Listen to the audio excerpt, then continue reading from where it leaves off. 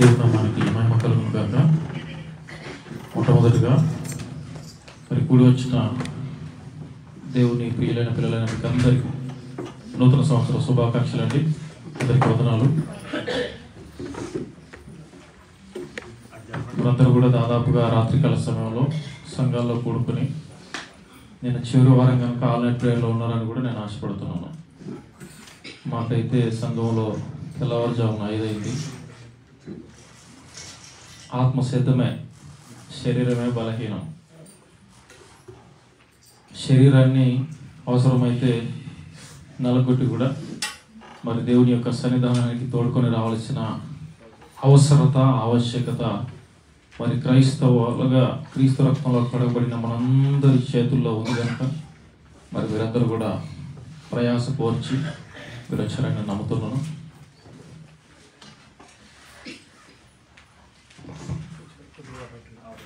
ఇకపోతే సంవత్సరములు జరుగుతున్నాయి. అప్పుడే 2024 కూడా దాదాపుగా పాతపడిపోయింది. ఇప్పుడు నేను హ్యాపీ న్యూ ఇయర్ మీకు చెప్పాను, నూతన సంవత్సర శుభాకాంక్షలు చెప్పాను. అంత ఇంపాక్ట్ దానికి లేదు. ఎందుకు అని అంటే నెల అయిపోయింది కదండి. ఏదైనా మనుషులంగా మనం ఏం కోరుకుంటామంటే ఫ్రెష్ అన్నమాట. ఏదైనా అప్పటికప్పుడే. మనుషులము మనం ఎలాగ మారిపోయాము అని అంటే యూజ్ అండ్ త్రో అని అంటాం కదా. అనేక వస్తువులు మనం వాడుకొని వదిలేసే విధానంలోనికి వెళ్ళిపోయాం ప్రపంచం అంతా కూడాను. ఎందుకంటే వాడిన వస్తువుని మరలా వాడాలంటే మనకు నచ్చదు. ప్రతిసారి కూడా వాడిందే వాడుతున్నామంటే, ప్రతిసారి కూడా కనిపించిందే మరలా చూస్తున్నాము అని అంటే, తిన్నదాన్నే మరలా తింటున్నాము అంటే అది మనిషికి నచ్చట్లేదు. ఇంకేదో కావాలి. ఏంటి ఏం కావాలి? నూతనమైనది ఇంకేదో కావాలి అని ఆకనాకొని వాటి ఇంకేదో కావాలి అని మరి మనిషి ఆరాటపడుతున్నాడు, ఎంతగానో ప్రయాసపడుతున్నాడు. కనుక మరి ఈ యొక్క నూతనమైన సంవత్సరంలో గతించిపోయాయి. మన జీవితంలోనికి నూతనత్వం అనేది వచ్చిందా? సంవత్సరము నూతనమైంది, కానీ మన జీవితము నూతనమైనదిగా మారిందా? ఎందుకంటే కొత్త సంవత్సరం రావడానికి ఎంతమంది కష్టపడ్డారండి? ఎవరైనా కష్టపడిన వాళ్ళు ఉంటే చేతులు ఎత్తండి. సంవత్సరము మారడానికి, లేదంటే రోజు గడవడానికి మనందరికీ తెలుసు లెక్కలు. ఒక రోజు 24 గంటలు కావాలంటే భూమి గంటకు 1000 మైళ్ళ వేగంతో పరిగెత్తాలి. 1000 మైళ్ళ వేగంతో అంటే 1500 కిలోమీటర్లు గంటకి. అంత వేగంతో భూమి ఏం చేయాలి అంటే అది పరుగులు పెట్టాలి. పరుగులు పెట్టమని ఇక్కడ ఎవరైనా చెప్పారా? భూమికి ప్రపంచంలో ఎవరు చెప్పలేదు. అది పరిగెత్తి సూర్యుని చుట్టూ తన చుట్టూ తాను తిరగడానికి 24 గంటల్లో అది పూర్తి చేసుకుంటుంది కనుక తన పరుగును దాన్ని ఒక రోజు అని లెక్కలు కట్టుకున్నాం మనం. దానికి 24 గంటలు అని మనమే లెక్కలు పెట్టుకున్నాం. అదే భూమి సూర్యుని చుట్టూ తిరిగి రావడానికి 365 రోజులు కావాలి. దాన్ని ఏమనుకున్నాము అని అంటే అది ఒక సంవత్సరము అనుకున్నాము. భూమి పరుగులు పెట్టడానికి, ఇదిగో భూమి సూర్యుని చుట్టూ తిరిగి రావడానికి మనకు తెలిసింది ఒక్క సౌర కుటుంబం మాత్రమే. మనకు తెలిసింది ఒక్క పాలపుంత నక్షత్ర మండలం మాత్రమే. ఆ పాలపుంత నక్షత్ర మండలంలో ఒక చిన్న కుటుంబము సౌర కుటుంబము. ఆ సౌర కుటుంబంలో భూమి అనేది అతి చిన్న గ్రహము. ఆ గ్రహం పైన మనం అందరం కూడా బ్రతికి బట్ట కట్టగలుగుతున్నాము. దేవుడు భూమిని సృష్టించి దాన్ని నరులకు దాసోహం ఇచ్చాడు. దేవుడు సర్వాన్ని సృష్టించి ఏం చేశాడు అని అంటే మనందరికి తెలుసు. ఆదికాండము 1వ అధ్యాయంలోనే మనందరం చదువుకున్న వారమే. దాదాపు కొన్ని 100 సార్లు చదివిన వాళ్ళు కూడా ఉంటారు. చాలా ఒక నిమిషం నేను చెప్తాను. వచ్చిన 1వ అధ్యాయము 30వ వచనం. దేవుడు తాను చేసినది యావత్తును చూసినప్పుడు అది చాలా మంచిదిగా కనబడిన. చాలా ఏమంటున్నాడు? దేవుడంట 6 రోజులు సృష్టి అంతటినీ చేశాడంట. సృష్టి అంటే కేవలం భూమి మాత్రమే కాదమ్మా, మనకు కనిపించింది కొంతవరకే. ఖగోళ శాస్త్రజ్ఞులను అడిగితే ఎంత తెలుసయ్యా ప్రపంచం మనకి అంటే కేవలము 10% మాత్రమే మనకు తెలుసు, ఇంకా 90% మనకు తెలియని ఉంది అంటున్నారు. ఆ 10% తెలిసిన దానిలోనే ఆ 10% తెలిసిన దానిలోనే మనుషులమైన మనమందరం కూడా నేనెంతో జ్ఞానవంతుని, నాకెంతో తెలుసు అని చెప్పేసి గొప్పలు చెప్పుకుంటూ నోబెల్ పురస్కారాలు తీసుకుంటూ ఎన్నో బహుమానాలు పొందుకుంటూ గొప్పగా చెప్పుకుంటున్నాం.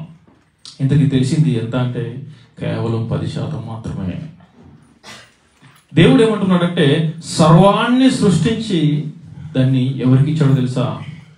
దేవుడు మనుషులమైన మనకిచ్చాడు. అది కాక 1 అధ్యాయంలో 25వ వచనంలో అంటాడు చూడండి, ఆయన దేవుడు తన స్వరూపమందు నరుడు సృజించను, దేవుని స్వరూపమందు వారిని సృజించను, స్త్రీని గాను పురుషుని గాను వారిని సృజించను. దేవుడు వారిని ఆశీర్వదించను ఎట్లనగా మీరు ఫలించి అభివృద్ధి పొంది విస్తరించి భూమిని నిండించి దానిని లోపరుచుకోవాలి. అంటే 6 రోజులు కలిగించిన ఈ సృష్టి అంతా ఎవరి కోసం అనంటే ఇది 6వ రోజున రాబోతున్న ఈ మనుషులకి దేవుడు ఏమిచ్చాడంటే దాన్ని ఇచ్చి ఇది మీకోసము, దీన్ని మీరు లోబరుచుకోవాలి. మనిషి బంగారానికి దాసుడు, మనిషి డబ్బుకు దాసుడు, మనిషి స్థలాలకు దాసుడు, మనిషి భవనాలకు దాసుడు. ఇది నాదే అని చెప్పుకుంటాడు. కానీ దేవుడు ఏమంటున్నాడు తెలుసా? ఆ ఒక్క భవనం కాదయ్యా, ఆ చిన్నపాటి బంగారం కాదయ్యా, ఈ సృష్టి అంతా నీది, నువ్వు దీన్నంతటిని లోబరుచుకోవాలి. ఎందుకంటే నేను మీ తండ్రిని కదా. మలాకి గ్రంథం దేవుడికి మనుషులకు ఉన్న సంబంధం ఏంటంటే దేవుడు మంచి మాట మన కోసం రాసి పెట్టాడు. మలాకి గ్రంథము 1వ అధ్యాయంలోనే, మలాకి గ్రంథం పాత నిబంధన గ్రంథంలో చివరి పుస్తకము 6వ వచనం, కుమారుడు తన తండ్రిని గణపరుచును కదా, దాసుడు తన యజమానుని గణపరచు. అంటే ఇక్కడ ఏమంటున్నాడంటే నేను తండ్రిని. ఏమంటున్నాడు ఆయన? మనుషులమైన మనకి ఏమవుతాడు? మనుషులమైన మనకి దేవుడు ఏమవుతాడు? ఆయన తండ్రి. నేను తండ్రిని కదా, మీరు నాకు పిల్లలు కదా. ఎబ్రాయిం రాసిన పత్రికలో కూడా అంటాడు దేవుడు కుమారులనుగా మనల్ని పిలుస్తున్నాడు అంటాడు. చూడండి ఆ మాట కూడా చూద్దాం. హెబ్రీయులకు రాసిన పత్రిక 12వ అధ్యాయము 7వ వచనం, శిక్షాఫలం పొందుటకే మీరు సహించున్నారు, దేవుడు కుమారులనుగా మిమ్మల్ని ఏం చేస్తున్నాడంటే దేవుడు కుమారులనుగా మనల్ని కుమార్తెలనుగా దేవుడు పిలుస్తున్నాడు. బయటికి వెళ్తే దేవుడు ఎవరయ్యా అంటే దేవుడు ఎవరో గొప్పగా చెప్తున్నారు. 10 చేతులు పెట్టేస్తే గొప్పవాడు అనుకుంటాడు. అంటే మనిషికి 2 చేతులు ఉన్నాయి కనుక దేవుడు అంటే ఖచ్చితంగా నాకంటే ఎక్కువ ఉంటాయి. ఒక మాట మీకు చెప్పనా, మనిషికి 2 చేతులు ఉంటేనే బలవంతుడుగా ఉంటాడు. 3వ చేతి వచ్చిందనుకోండి బలహీనుడు అవుతాడు. ఆయన్ని ఏమంటామంటే ఫిజికల్లీ హ్యాండిక్యాప్డ్ అంటాం. ఎందుకంటే అవసరం లేనిదొచ్చింది, బలహీనతను తీసుకొచ్చింది కనుక ఏమవుతాడు? మనిషి బలహీనుడవుతాడు. కానీ ప్రపంచానికి ఏం తెలిసిందంటే మనుషులమైన మనమే ఇంత బలంగా ఉన్నామంటే 2 చేతులకే ఆయనకి ఖచ్చితంగా ఒక 10 ఉండాలనుకొని 10 పెట్టేశారు. మనకు ఒక బుర్ర ఆలోచిస్తేనే ఇంత జ్ఞానంగా ఉన్నామంటే ఖచ్చితంగా ఆయనకి ఒక 10 ఉండొచ్చు కాక. నేను ఎవరు అనట్లేదు సుమా, సారీ. ఒకవేళ నేను పుట్టి పెరిగిన నా దేశంలో, ఇండియా దేశం, నా దేశం అంటే నేను గర్వపడతాను. భారతదేశం అంటే మాకు ఎంతో ప్రేమ, ప్రాణం పెట్టడానికి ఎల్లప్పుడూ సిద్ధమైన దేశం కోసం. బైబిల్లో ఉన్న ఏ విగ్రహం గురించి అయినా, బైబిల్లో ఉన్న ఏ దేవుడి గురించి మేము మాట్లాడినా ఐగుప్తులో ఉన్న దేవుళ్ళ గురించి మాత్రమే సుమా. ఇజ్రాయేలీలు ఐగుప్తులో ఉన్న వాటిని పూజించారు కనుక, ఇజ్రాయేల్ ఐగుప్తులో నుంచి వచ్చేటప్పుడు ఆ ప్రతిమలనే మైండ్ లో పెట్టుకొని వచ్చారు కనుక, ఆ ప్రతిమల స్వరూప స్వభావాలు బైబిల్లో రాసి పెట్టారు కనుక ఆ స్వరూప స్వభావాల గురించి మాత్రమే మేము మాట్లాడుతున్నాం. ఏ క్రైస్తవ పాస్టర్ అయినా వేరేదేం కాదు సుమా, జాగ్రత్త. రైట్. ఇకపోతే ఈ యొక్క భూమిని దేవుడు మనకిచ్చి లోబరుచుకోమన్నాడు. లోబరుచుకుంటే మనుషులమైన మనము ఆ యొక్క చిన్న చిన్న వాటికే దాసోహమైపోతున్నాము. దేవుడు ఏమిచ్చాడు మనిషికి అని అంటే చూడండి, దేవుడు ఏమిచ్చాడంటే కీర్తన గ్రంథం 8వ కీర్తన 5-6 వచనాల్లో చూడండి. భూమిలో ఉన్న సమస్తాన్ని లోబరుచుకోమన్నాడు. సమస్తములో ఏమున్నాయి అంటే కీర్తన గ్రంథం 8వ అధ్యాయము 5వ వచనము 6వ వచనము, దేవుని కంటే వాడిని కొంచెం తక్కువగా చేసి ఉన్నావు. మహిమ ప్రభావంతో వారికి కిరీటం ధరింపజేసి ఉన్నావు. నీ చేతి పనుల మీద పోయిన వానికి అధికారం ఇచ్చి ఉన్నావు. గొర్రెలనన్నింటినీ, ఎడ్లనన్నింటినీ, అడవి మృగములను, ఆకాశ పక్షులను, సముద్ర మత్స్యములను, సముద్ర మార్గంలో సంచరించు వాటన్నిటినీ మనుషులు అయిన మన పాదాల క్రింద ఆయన ఉంచి ఉన్నాడు. ఏం చేశాడండి? ఒక పులిని చూపించి నా ఫోటో పక్కన ఒక పులిని వేసుకొని నేను టైగర్ అని చెప్పుకుంటాడు ఒక మనిషి. లేదంటే ఒక సింహాన్ని వేసుకొని నేను లయన్ తెలుసా, నేను సింహాన్ని తెలుసా. దేవుడు ఏమంటాడంటే, సింహం కాదురా బాబు గొప్పది, సింహానికంటే నువ్వు గొప్ప. సింహము నీ పాదాల కింద ఉండాల్సింది నాన్న. ఆ పులి నీ పాదాల కింద ఉండాల్సింది. ఆ సింహానికంటే, ఆ పులి కంటే ఈ భూమి పైన కనిపిస్తున్న ఏదైతే గొప్పది అని నువ్వు అనుకుంటున్నావో అవన్నీ కూడా నీ కింద నాన్న. అదన్నీ నీ కింద. దేవుడు సృష్టిని కలిగించింది మన కోసము, దాన్ని త్రిప్పుతున్నది మన కోసము. సంవత్సరము ఇదిగో నూతనంగా మనకి ఇచ్చి, ఇదిగో దేవుడు ఏం చూపిస్తున్నాడంటే, నేను కలిగించిన సృష్టిలో ఇదిగో నూతనత్వాన్ని నువ్వు కోరుకుంటున్నావు కదా, వాటన్ని నీకోసం చేశాను, వాటన్నిటిని నీకోసం చేశాను. ఈ సృష్టి అంతా నీకోసం చేశాను. నేను గొర్రెలనిచ్చాను, పశువులనిచ్చాను, మత్స్యాలనిచ్చాను. ఇదిగో వీటన్నిటిని నేను నీకు ఇచ్చాను. వాటన్నిటిని నీ పాదాల కింద ఉంచాను. అవే గొప్ప అనుకుంటుంటే, లేదంటే వాటి నుంచే నువ్వు ఆశిస్తున్నావు. అవి నువ్వు కలిగించినవి కాదు, వాటి కోసం నువ్వు కష్టపడింది ఏమీ లేదు. వాటి నుంచే నువ్వు నూతనత్వాన్ని ఆశిస్తున్నప్పుడు ఇదిగో నేను నీకు జీవితాన్ని ఇచ్చాను. వాటన్నిటిపైన నిన్ను రాజుగా నియమించాను. నీ నుంచి నేను కూడా నూతనత్వాన్ని కోరుకుంటున్నాను. సంవత్సరము నూతనమైంది, కానీ మన జీవితంలో నూతనత్వం వచ్చిందా? దేవుడు అన్నిటిని ఇచ్చాడు. నూతనమైనది కావాలనుకుంటున్నాము, ఇదిగో దేవుడు దాన్ని నూతనమైనదిగా ఇస్తున్నాడు. కానీ ప్రసంగి గ్రంథంలో సొలొమోను గారు అంటాడు, ఆయన ఏమంటాడు తెలుసా? భూమి కింద, ఇదిగో సూర్యుని క్రింద భూమి పైన జరుగుతున్న వాటన్నిటిలో నూతనమైనది ఏది ఏంటండి ఏది లేదు అంటున్నాడు. చెప్పిన ఆయన ఎవరు? మామూలు నక్క పనిషి అయితే పట్టించుకోనక్కర్లేదు. కానీ ఆయన భూమి పైన ఉన్న వారందరికంటే యేసుక్రీస్తు తర్వాత జ్ఞాని అయినవాడు. ఆయన చెప్తున్నాడు, సూర్యుడి కింద నూతనమైనది ఏది లేదు. మనుషులందరూ పడే ప్రయాసము అది వ్యర్థమే. గొర్రెలన్నింటిని, ఎడ్లనన్నిటిని, వాటన్నిటిని ఇచ్చాడు. ఇచ్చిన తర్వాత 115వ కీర్తనలు కూడా చూడండి. 115వ కీర్తన 16వ వచనం కూడా ఒకసారి చూసుకొని ముందుకు సాగుదాం. 115వ కీర్తన 16వ వచనం. ఆకాశములు యెహోవా వశము, భూమిని ఆయన నరులకు ఇచ్చి ఉన్నాడు. ఎంత ఎకరమా? 2 ఎకరాల? ఏంటంటే ఆదాముకి దేవుడు ఇచ్చిన భూమి ఎంతంటే? ఎన్ని ఎకరాలు ఇచ్చాడు దేవుడు ఆదాముకి? ఏదైనా తోటని ఇచ్చాడు, కానీ ఆ తోట మాత్రమే నీదన్నాడా? లేదండి, భూమి అంతా నీదే అన్నాడు ఆయన. భూమి అంతా నీదే. ఆయన భూమిని ఎవరికి ఇచ్చాడంట? నరులమైన మనకిచ్చాడంట. నూతనమైనది ఏదో కావాలని గ్రహాల్లోనికి వెళ్తున్నారు. నూతనమైనది ఏదో కావాలని చెప్పేసి ఆకాశ మండలం వైపు చూసి, ఇదిగో అక్కడికి వెళ్ళి మేము నివాసం ఏర్పరచుకోవాలి, ఈ భూమి నాశనం అయిపోతుందేమో అనుకుంటున్నారు. కానీ దేవుడు ఏమంటున్నాడంటే, ఆకాశం కాదయ్య నీకు ఇచ్చింది, నేను భూమిని మీకు ఇచ్చాను అంటున్నాడు. ఇకపోతే ఇంకేమిచ్చాడు తెలుసా? చాలా ప్రాముఖ్యమైన మాట. కొరింథీయులకు రాసిన మొదటి పత్రిక 11వ అధ్యాయం 24వ వచనం మనం సారి చదువుకునే మాట. కొరింథీయులకు రాసిన మొదటి పత్రిక 11వ అధ్యాయం 24వ వచనం. ఇది మీ కొరకైన నా శరీరము. చాలా ఏమంటున్నాడంటే ఆయన, భూమి మీకోసమే, భూమి పైన ఉన్న సమస్తము మీకోసమే. ఇంకా చెప్పాలా? ఇదిగో సర్వాన్ని సృష్టించిన నేను కూడా మీకోసమయ్యా. సర్వాన్ని సృష్టించాను, నీ పాదాల కింద పెట్టాను. ఇదిగో సృష్టిని చూసి, సృష్టి మాయల్ని చూసి నువ్వు అటువైపు వెళ్ళిపోతుంటే నీకోసమే సమస్తాన్ని వదులుకొని కిందకి వచ్చానయ్యా. సమస్తాన్ని వదులుకొని కేవలం నీకోసం మాత్రమే నేను వచ్చాను. ఇదిగో నా శరీరము మీకోసము.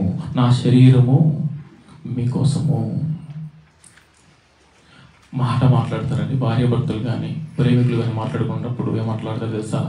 నా బ్రతుకు నీకోసమే, నా లైఫ్ అంతా నీకే ఇచ్చేస్తాను. కానీ నిజ స్వరూపాలు ఎప్పుడో తెలుస్తాయి మనకు తెలుసు. కానీ దేవుడు ఆ రీతిగా చెప్పాడా? ఇదిగో మీ కొరకైన నా శరీరము ఆ రాత్రే పట్టబడ్డాడు. ఆయన చెప్పిన ఆ రాత్రే పట్టబడ్డాడు. ఆ రోజే ఇదిగో ఆయన నలుగుగొట్టబడడానికి సిద్ధపడి తన శరీరం అంతటిని నలగొట్టి కొరడా దెబ్బల శిక్షను ఆయన అనుభవించి మన కోసము కలువరి సిలువ నెక్కాడు. ఇది వాస్తవం, ఇది చరిత్ర ఎరిగిన సత్యం. భూమిని సమస్తాన్ని మాత్రమే కాదు ఆయన ఇచ్చింది, ఆయన జీవితాన్ని కూడా నీ కోసము నా కోసం దారబోసాడు. ఒక మాటలో చెప్పాలంటే నీకోసం ఒకడు చనిపోయాడమ్మా, నీకోసం ఒక ఆయన చనిపోయాడు, నీకోసం ఒక ఆయన ప్రాణం పెట్టాడు. ఆయన ఏమంటున్నాడో తెలుసా? ఆయన ప్రాణం పెట్టిన ఆయన ఇదిగో అలాగ వదలలేదు, అలాగ వదిలిపెట్టలేదు. ఇదిగో ఆయన తన ప్రియ కుమారుని ఇచ్చాడు. మనందరికీ తెలుసు యోహాను సువార్త 3:16 అంటాడు చూడండి. ఆయన యోహాను సువార్త 3 దేవుడు లోకాన్ని ఎంతో ప్రేమించాడు. లోకం అంటే మట్టి కాదు, లోకం అంటే మనుషులు, అంటే మనుషులమైన మన కోసం మనల్ని ప్రేమించాడు. ఆయన లోకమును ప్రేమించి ఆయన తన ద్వితీయ కుమారుగా పుట్టిన వాని యందు విశ్వాసం ఉంచు ప్రతి వాడును నశింపక నిత్య జీవం పొందినట్లు క్రీస్తును అనుగ్రహించిన ప్రేమ చూసారా? ప్రేమ అంటే ఏంటో తెలుసా? లోకం ప్రేమ వేరే, దేవుని ప్రేమ అంటే తెలుసా? ప్రేమ అంటే ఇచ్చేదయ్యా, ప్రేమ అంటే ఇచ్చేది, ఇవ్వటం. ప్రేమ అంటే ఇవ్వటం. ఏమి ఇవ్వటం అంటే ఏదైనా ఇచ్చేయటమే. జీవితమే కావాలా? జీవితాన్ని ఇచ్చేయటమే ప్రేమ. జీవితం ఇచ్చేయటమే ప్రేమ. అది డంబముగా ప్రవర్తించినది, అందులో మత్సరం లేనిది, కలంకము ముడత ఏది లేనిది దేవుని యొక్క ప్రేమ. దేవుని ప్రేమ. ఇకపోతే ఇంకేమిస్తున్నాడు తెలుసా? భూమిని అంతటిని మనకి ఇచ్చాడు. ఆయనే వచ్చి నా శరీరము నా జీవితం కూడా మీకోసమే అని ప్రాణం పెట్టి తిరిగి వెళుతూ ఆయన ఏమన్నాడు తెలుసా? ఒక మాట ఏమిచ్చాడు తెలుసు మనకి? సదాకాలం మనతో పాటుగా ఉండడానికి. తెస్సలోనికీయులకు రాసిన మొదటి పత్రిక 4:17 ఆ మీద సజీవమైన నిలిచిండు మనము వాటితో కూడా ఏకంగా ప్రభువుని ఎదురోడు ఆకాశములకు మేఘముల మీద కొనిపోబడతాము. కాగా మనము సదాకాలము ప్రభువుతో కూడా ఉందుము. ఇదిగో నేను మీకోసం ప్రాణం పెట్టాను కనుక నా చిత్తానుసారంగా మీరు బ్రతికితే, నాకు ఇష్టానుసారంగా మీరు బ్రతికితే, నేను చెప్పినట్టుగా మీరు బ్రతకగలిగితే ఏమన్నాడు తెలుసా? సదాకాలం మీరు ప్రభువుతో కూడా ఉండడానికి అవకాశం ఉంది. మనందరికీ తెలుసు, బైబిల్లో మత్తయి గారు రాసిన సువార్తలో మాట్లాడుతున్న మాట ఏంటో తెలుసా? ఇరుకు ద్వారమున ప్రవేశింప, చెప్పండి ఆ మాట చెప్పండి. ఇరుకు ద్వారమున ప్రవేశింప పోరాడుడి. క్రైస్తవ జీవితం అంటే ఆషామాషి కాదు. దేవుడు చెప్పాడు క్లియర్గా. యేసుక్రీస్తు తన స్వహస్తాలతో రాయించిన మాట, ఆయన నోటి నుంచి జాలువారిన మాట ఏంటో తెలుసా? ఇరుకు ద్వారమున ప్రవేశింప పోరాటం. క్రైస్తవ జీవితం అంటే ప్రతిరోజు పోరాటమే.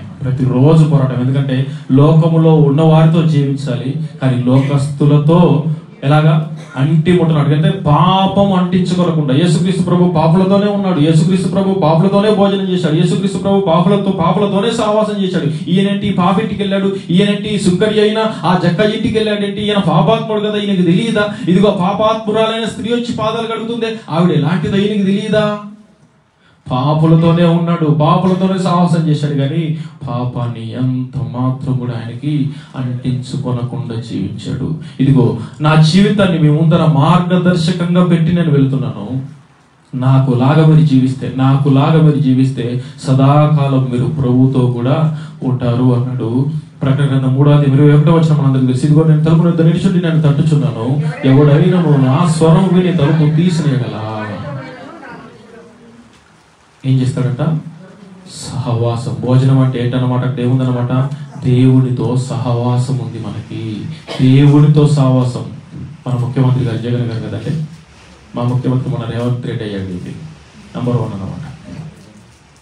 అంటే వాళ్ళతో సహవాసం కలిగి ఉండడం గొప్ప అనుకుంటామా లేదా? ఆయన నన్ను ఒకవేళ మనల్ని ఆయన డిన్నర్కి పిలిచాడు అనుకోండి, లేదంటే లంచ్కి పిలిచాడు అనుకోండి, లేదంటే చిన్న తేనీటి విందుకే పిలిచాడు అనుకోండి, టీ తాగుదామయ్యా కలిసి అని చెప్పేసి పిలిచాడు అనుకోండి, దాన్ని ఎలా చెప్తాం? మనకున్న సోషల్ మీడియా అంతా నింపి పడేసి ఎంతో గొప్పగా చెప్పుకుంటాం. ఎక్కడ? కేవలం ఒక రాష్ట్రానికి ముఖ్యమంత్రి అయితేనే.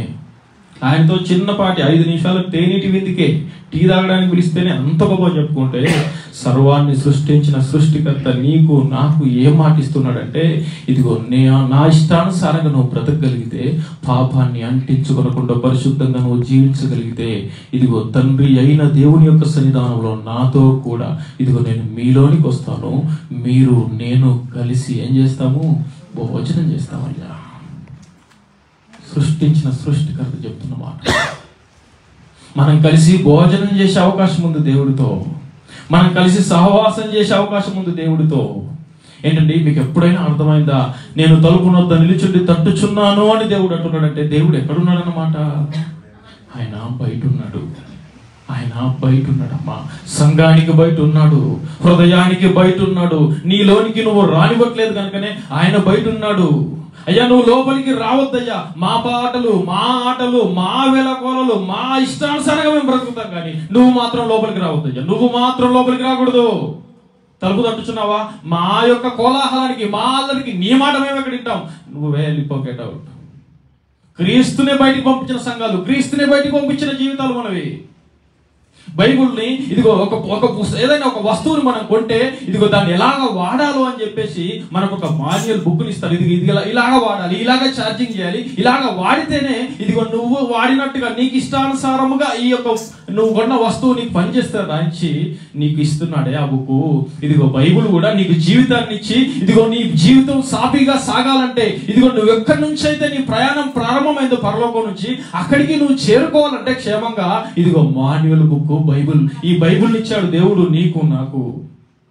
ఈ బైబుల్ని కరెక్ట్ గా నువ్వు దివారాత్రములు ధ్యానించి చదివి ఆ ధన్యతను నువ్వు పొందుకుంటే, ఇదిగో ఈ జీవితాన్ని పర్ఫెక్ట్ గా ఎక్కడి నుంచి అయితే నువ్వు వచ్చావో, ఇదిగో ప్రసంగి గ్రంథం 12వ అధ్యాయం వచ్చిన మనందరికీ తెలుసు ఏంటి? మన్న అయినది వెనుక మరలా మంటికి చేరును, ఆత్మ తాను దయచేసిన దేవుని వద్దకు. ఒక్కడు కూడా చెప్పలేదు, ఒక్కడు కూడా సరిగ్గా చెప్పలేదు. మరలిపోవును, యూటర్న్ అన్నమాట. మళ్ళీ రిటర్న్. ఇజ్రాయెల్ వరకు మనం ఢిల్లీ నుంచి ఇదిగో ఫ్లైట్ ఎక్కి ఇక్కడి వరకు వచ్చాము. మరలా ఇండియాకి వెళ్ళాలంటే ఏం చేయాలి? మరలా రిటర్న్ రావాలన్నమాట. ఇంకేదో నేను నా ఇష్టానుసారంగా వెళ్ళిపోతానంటే మన గమ్యస్థానానికి చేరలేము. ఎక్కడెక్కడో తిరుగుతుంటాం, అనాథగా, ఒంటరిగా, పనికిరాని వాడిగా. దేవుడి దగ్గర నుంచి ప్రారంభమైన మన జీవితము మరలా దేవుడి దగ్గరికి చేరాలంటే దేవుడు చెబుతున్నాడు, ఇది ఇంత ఇచ్చానయ్యా, ఇంత సమస్త సృష్టిని నీ పాదాక్రాంతం చేశాను నేను. ఇదిగో నీ జీవితాన్ని పరిశుద్ధంగా జీవించితే, ఇదిగో మరలా నా చెంతకు చేరే అవకాశం ఉంది. మార్గాన్ని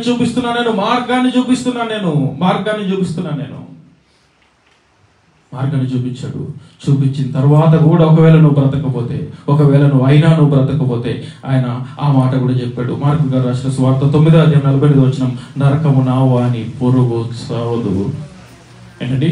అగ్ని ఆరదు అన్నాడు. ఇదిగో పరలోకము నిత్యత్వము ఉండేదే, నరకము కూడా నిత్యత్వము ఉండేదే. ఆ నరకానికి కనుక మనం జారిపోతే అదే చెప్తున్నాడు ఆయన.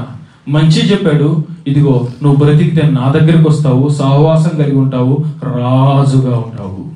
ఇదిగో ఒకవేళ నీ యొక్క జీవితాన్ని పాడు చేసుకుంటే, నీ ఇష్టానుసారంగా నువ్వు బ్రతికితే, ధనవంతుడు చేరిన చోటికే నువ్వు కూడా వెళ్ళి పాతాళములో యాతన పడే స్థలానికి నువ్వు చేరుకుంటావు. ఇదిగో నువ్వు నాకు ఇష్టానుసారంగా బ్రతికి పరిశుద్ధ జీవితాన్ని కలిగి నువ్వు నా దగ్గరికి చేరుకోగలిగితే నాతో పాటు ఉంటావు.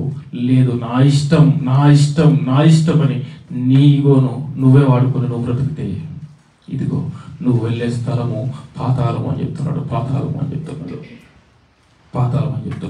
నిత్యాగ్నిలోనికి వెళ్ళండి అని కూడా 25వ అధ్యాయం మత్తయి గారు సువార్తలో చెప్తారు ఆయన. మీరందరూ ఇదిగో భూమి పుట్టినది మొదలుకొని మీకోసం సిద్ధపరచబడిన, అపవాదికి నీవాని దూతలకు సిద్ధపరచబడిన నిత్యాగ్నిలోనికి వెళ్ళి. నిత్యాగ్ని. పరలోకంలో నిత్య సంతోషము, నరకంలో నిత్య యాతన. కనుక దేవుని యొక్క సన్నిధానంలోనికి చేరిన మనమందరం కూడా ఈ నూతనమైన సంవత్సరంలో నూతన జీవితాలు కలిగి, ఎందుకంటే 31వ తేదీ రాత్రి మనం ప్రార్థన చేసుకుంటున్నప్పుడు, సంఘంలో కూడుకున్నప్పుడు మనందరము చేసుకున్న ప్రార్థన ఒకసారి జ్ఞాపకం చేసుకుందాం. ప్రతిరోజు ఉదయకాల సమయంలో ఆ ప్రార్థన జ్ఞాపకం చేసుకొని మాత్రమే మనము ముందుకు సాగుదాం. ఎందుకంటే ఆ రాత్రి మనము అయ్యా ఈ సంవత్సరం బైబిల్ని ఒకసారి కంప్లీట్ చేస్తానయ్యా, అయ్యా, ఈ సంవత్సరము ప్రతిరోజు ప్రార్థన చేసుకోకుండా నా జీవితం నేను ప్రారంభించుకునకూడదు. ఇదిగో దానియేలులాగా 3 సార్లు, దావీదులాగా 7 సార్లు నేను ఏ విధంగా ప్రార్థన చేసుకోవాలని నేను తీర్మానం తీసుకున్నాము ఆ రాత్రి. అది జ్ఞాపకం చేసుకుని ముందుకు సాగు. ఎందుకంటే మనం వస్తున్నప్పుడు ఒక పాట పాడుకున్నాం. ఫలములను ఆశించిన పరలోక తండ్రి తేరి చూచుచున్నాడు నీ వైపు నా వైపు. కనుక ఒక చెట్టును పెట్టిన మనమే ఫలాలను ఆశిస్తుంటే, జీవితాన్ని ఇచ్చిన దేవుడు ఈ జీవితం నుంచి ఫలాలు ఆశిస్తున్నాడు. ఆయన ఫలిస్తూ అభివృద్ధి పొందుతూ ఫలించే ద్రాక్షవల్లిగా ఉంటూ ఇదిగో దేవుడిచ్చే ఆశీర్వాదాలు పొందుకుందాం. దేవుడి కొద్ది మాటలు మనందరి హృదయాలు భద్రపరిచి మనందరి వేరే దీవించిన కాక అందరికీ వదలండి. అవకాశం ప్రజలందరికీ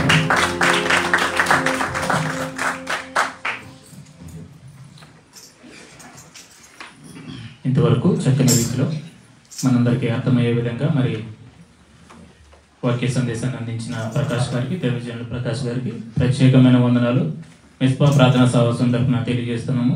thank you very much sir. అలాగే ఈ సమయంలో ప్రత్యేక పాట తండ్రిపాటి ప్రశాంతి అలాగే ఉషా సిస్టర్ గారు ఇద్దరు వచ్చి దయచేసి గమనించండి. సమయాభావం వల్ల ఒక పల్లవి ఒక చరణం మాత్రమే పాడవలసిందిగా తెలియజేస్తాను. దయచేసి అర్థం చేసుకోవాలి. ఇంకా ప్రత్యేక పాటలు ఇంకా ఉన్నాయి. ఇంకొక వాక్య సందేశం అయిన తర్వాత నల్లి సందీప్ గారు సిద్ధపడి ఉండవలసిందిగా తెలియజేస్తున్నాము. అలాగే తదుపరి కానుకల పాటగా నల్లి శ్యామల గారు కూడా సిద్ధపడి ఉండవలసిందిగా ప్రేమతో తెలియజేస్తున్నాము.